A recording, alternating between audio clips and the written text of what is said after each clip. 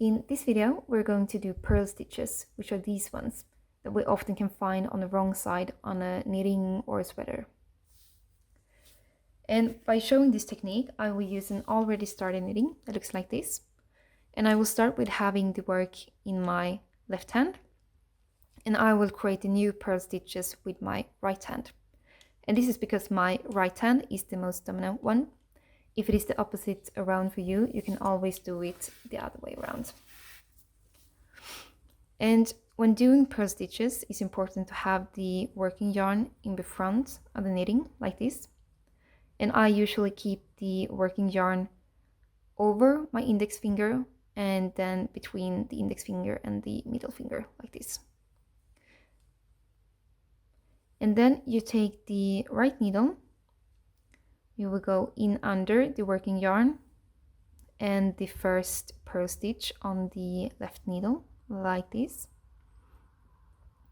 Then you will take the yarn underneath the right needle and then pull it through the stitch, like that. And then let the old purl stitch slip off the left needle, like that.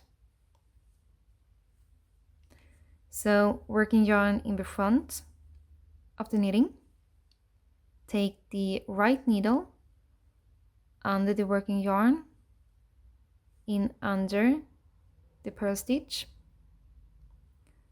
yarn under, pull it through, and then let the old purl stitch slip off the needle.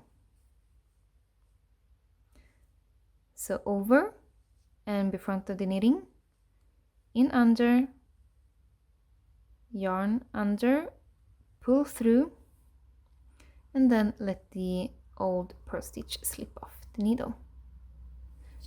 Hope this is helping you in creating purl stitches, and thank you for watching this video.